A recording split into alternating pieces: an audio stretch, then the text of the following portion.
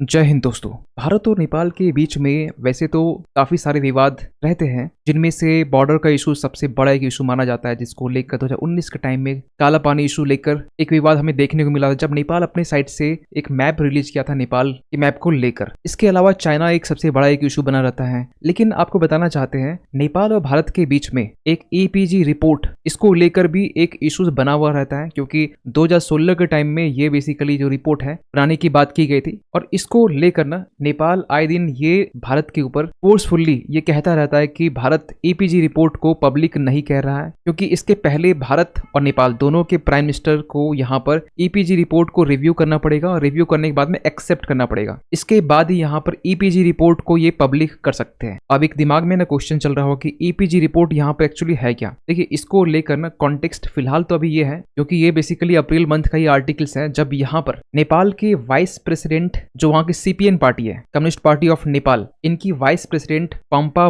भूषल, इन्होंने यहाँ पर साफ साफ भारत को ये कहा, if the government of India doesn't show any interest in receiving the report, ये बात करें ईपीजी रिपोर्ट के बारे में, then Nepal government should take the initiative with respect to EPG report. मतलब ये साफ साफ यहाँ पर इंडिया को वार्निंग दी जा रही है कि अगर भारत ये ईपीजी रिपोर्ट को एक्सेप्ट नहीं करता है, रिसीव नहीं करता है, इसे पब्लिक नहीं करता है, तो यहाँ पर नेपाल अपने साइड से इनिशिएटिव ले सकता है। यही नहीं, यहाँ पर इन्होंने ये भी कहा कि ये इम्प्लीमेंट करना आज के टाइम में अर्जेंट हो चुका है, क्योंकि जिस तरीके से नेपाल और इंडिया के बीच में ओपन और पोरस बॉर्डर है, इसको देखते हुए, इसके रेगुलराइजेशंस को देखते हुए, तो आपके दिमाग में चल रहा हो कि ये एपीजी बेसिकली है क्या। देखिए, 2016 के टाइम में एमिनेंट पर्सन ग्रुप, जिसका फुल फॉर्म है एपीजी का, एमिनेंट पर्सन ग्रुप, एक ग्रुप बनाए गए थे, जिसका बेसिकली पर्पस ये था भारत और नेपाल के बीच में जो बायलैटरल रिलेशंस है, इनके बारे में रिव्यू दे सके। देखिए, जब ये ईपीजी रिपोर्ट बनाई गई 2016 के टाइम में, लेकिन इसकी शुरुआत ना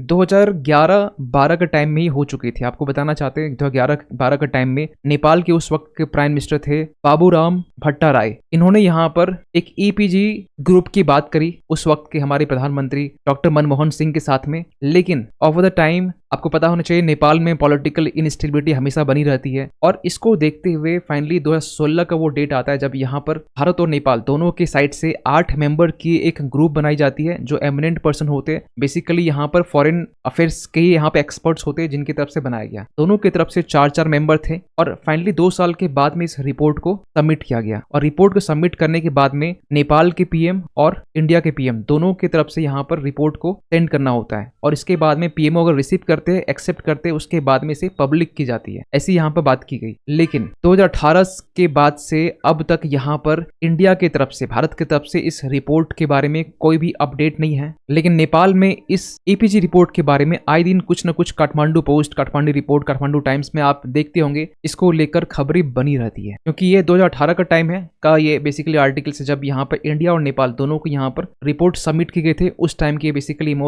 इमेज है। यहाँ पर आप देख सकते हैं नेपाल के पीएम शेर बहादुर देवा और यहाँ पर इंडिया के प्राइम मिनिस्टर नरेंद्र मोदी के साथ। तो अभी तक फिलहाल तो ईपीजी रिपोर्ट यहाँ पर साफ साफ कहीं नहीं गई यहाँ पर क्या है, लेकिन कुछ रिपोर्ट्स के पॉइंट्स, कुछ लीक्ड रिपोर्ट कह सकते हैं, कुछ पॉइंट्स सामने आए, जिस तरह मीडिया आर्टिकल्स में जैसे कुछ पॉइंट सामने रखी गई थी। उसके आधार पर यहाँ पर सबसे पहला जो पॉइंट ये था कि दोनों देश के बीच में 1950 का जो नेपाल और इंडिया के फ्रेंडशिप ट्रीटी है, इसे सबसे पहले रिव्यू करना चाहेंगे। इस रिपोर्ट में, इस ईपीजी रिपोर्ट में साफ साफ ये कहा गया था, कहा यह गया कि नेपाल की तरफ से कि ये बेसिकली बहुत ज्यादा आउटडेटेड अब ट्रीटी हो चुका है, इसे अपडेट करने की नीड है। दूसरे में यहाँ पर यह कहा गया इस रिपोर्ट के तहत कि जैसे इंडिया और नेपाल का जो बॉर्डर है वो बहुत ज्यादा पोरस है, इसको लेकर यहाँ पर रेगुलेशंस बनाए जाएंगे। जिस तरीके से यहाँ पर इंडिया से नेपाल का एंट्री करनी होगी, तो आपको प्रॉपर एक आईडी शो करनी होगी, इस तरीके की यहाँ पर रिपोर्ट में कही गई। इसके अलावा ये भी था कि इंडिया अपने साइड से बॉर्डर के आसपास जो स्मगलिंग होती है, ड्रग ट्रैफिकिंग होती है, इसको लेकर भारत के साथ नेपाल भी यहाँ पर काम करना चाहिए। ऐसी कुछ कुछ बातें रिपोर्ट में कही गई थी, लेकिन फुल डिटेल्स अभी यहाँ पर किसी को नहीं पता। जो पॉइंट्स कुछ सामने आए थे, इसके आधार पर ये कहा गया। यहाँ तक कि पिछले साल आपने देखा होगा, ये बेसिकली पिछले साल 2023 का आर्टिकल्स है काठमांडू पोस्ट की, जब यहाँ पर नेपाल के फॉर्मर जो फॉरेन मिनिस्टर है, इनकी तरफ से ये कहा गया कि ईपीजी रिपोर्ट को पब्लिक करने के लिए पार्लियामेंट से हमें सजेशन लेने की नीड है। और नेपाल में ना, ये ऐसा नहीं कि ये पिछले साल और इस बार यहाँ पर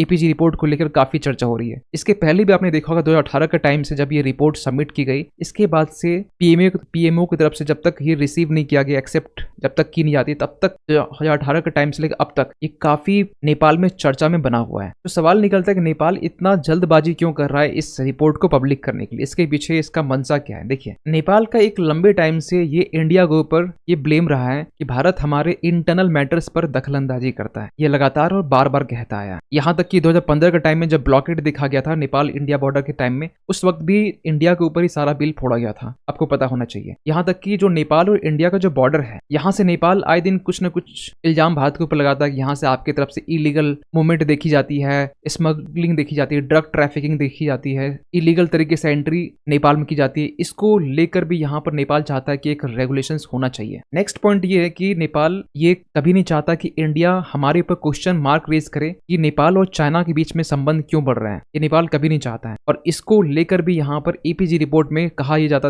है कि इसके बारे में भी जो पॉइंट्स है वो लिखी गई है। यहाँ तक कि दोनों देश के बीच में जो इकोनॉमिक रिलेशंस है, इसको लेकर ही बात कही गई। यहाँ पर ये बोला गया कि इंडिया नेपाल को जिस तरीके से, नेपाल भारत को ट्रेड एंड इकोनॉमी में जिस तरीके से रिलैक्सेशन प्रोवाइड करता है, उस तरीके से इंडिया हमें प्रोवाइड नहीं करता है, इंडिया हमें रेसिप्रोसिटी ऑफर नहीं करता है। लेकिन इन सब के बीच में इंडिया का स्टैंड क्या है? देखिए, 2022 का वो टाइम था जिस टाइम भारत के फॉर्मर सेक्रेटरी की तरफ से ये कहा गया अभी तक ये बेसिकली पीएमओ के पास में सबमिट किया नहीं गया है, और इसके लिए यहाँ पर फॉरेन सेक्रेटरी ने अपने साइड से ये कहा कि जब इसे सबमिट किया जाएगा तब बेसिकली इस पर चर्चा की जाएगी। लेकिन 2022 के टाइम से लेकर अब तक कोई भी डिस्कशन नहीं की गई है। यही नहीं, इंडिया में तो ये खबर नहीं चलती है एपीजी रिपोर्ट को लेकर। आप बेसिकली जब रिसर्च करेंगे तो आपको बहुत ज्यादा आर्टिकल्स इसमें देखने को नहीं मिलेंगे कि इंडिया अपने साइड से क्या बेसिकली कहा है। लेकिन हाँ, नेपाल में बातें निकल के आती है। नेपाल में ये कहा जाता है कि ये बेसिकली एक पेंडोरा बॉक्स ओपन कर सकता है। देखिए, आपको बताना चाहते हैं, ये बेसिकली पिछले साल का आर्टिकल जून के टाइम का, जिस टाइम में पुष्पा कमल दहल जब इंडिया विजिट में आए थे, पीएम मोदी से मिले थे, तो वहां के जो मीडिया है उन्होंने यहाँ पर ये पब्लिश किया कि उस वक्त के, यानी कि अभी भी वो प्रचंड जो पीएम है वहां के, पुष्पा कमल दहल, उन्होंने इंडिया विजिट की, लेकिन एपीजी रिपोर्ट के बारे में कोई भी यहाँ पर डिस्कशन नहीं किया गया पीएम मोदी के साथ में। लेकिन ना सवाल निकलता है कि इंडिया बेसिकली एपीजी रिपोर्ट को क्यों यहाँ पर टालते आ रहा है, या पर इस पर कोई डिस्कशन क्यों नहीं हो रही है। देखिए, इसके पीछे ना नेपाल ही जिम्मेवार है। आपको बताना चाहते हैं, आज के टाइम में नेपाल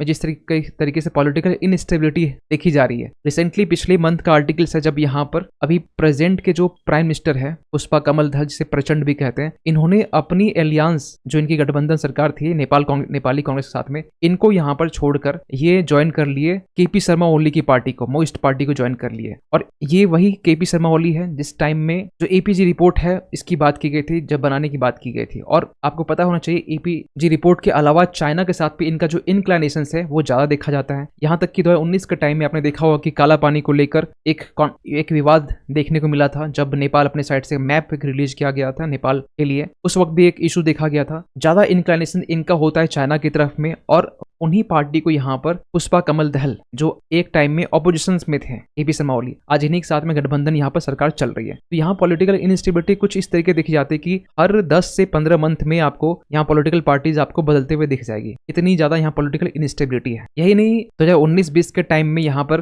भगवान राम को लेकर भी यहाँ पर कॉमेंट किया गया था, भगवान राम हमारे जमीन से थे, हमारे नेपाल के थे। ऐसी भी यहाँ पर जो है ना बातें निकल के आ रही थी। ये सारा जो विवाद है ना वो इंडिया के साथ रहा है, और ये विवाद तब रहा है जब केपी शर्मा ओली ज्यादा एक्टिव थे और चाइना की तरफ ज्यादा इंक्लाइंड थे। तो इसीलिए यहाँ पर आज के टाइम में नेपाल अपनी तरफ से फोर्सफुल्ली यहाँ पर इंडिया को ये कहीं कहीं धमकी दे रहा है कि ईपीजी रिपोर्ट को आप पब्लिक करो, एक्सेप्ट पहले करो, रिसीव करके एक्सेप्ट करो, फिर पब्लिक करो, दोनों लोग मिलके, क्योंकि इसमें अल्टीमेटली नेपाल को ज्यादा बेनिफिट होने वाला है। नेपाल अपनी मन मर्जी से, क्योंकि देखिए जब हम लोग 1950 के टाइम में जब फ्रेंडशिप ट्रीटी जब साइन किए थे नेपाल के साथ में, इसको नेपाल बदलना चाहता है अब। क्यों? इसके पीछे सबसे बड़ा रीजन है चाइना की तरफ से इंक्लाइनेशन देखे जाते हैं। तो इस पर आपका क्या मानना है? नेपाल का बेसिकली ईपीजी रिपोर्ट को पब्लिक करने के लिए कहना ये कितना सही है, कितना गलत है? अपनी ओपिनियन जरूर देना। और जाते जाते एक क्वेश्चन आप सभी के लिए है। रिसेंटली हांगकांग और सिंगापुर, इन्होंने यहाँ पर एक सर्टेन स्पाइस पाउडर, जो मसाला का जो पाउडर है, इन्होंने यहाँ पर एक कैंसर करने वाली एक केमिकल्स जो पाया गया है, ये बेसिकली वो सब्सटेंस कौन सा है? आज मॉर्निंग में एक वीडियो बनाए थे, उसमें हम डिस्कस किए थे ethylene oxide, sodium chloride, calcium carbonate और पोटेशियम सॉर्बेट। सही आंसर कीजिए कमेंट सेक्शन में, और इस पर लेकर भी आपका क्या ओपिनियन है जरूर लिखिएगा। मिलते किसी अगली वीडियो में, तब तक के लिए थैंक यू सो मच।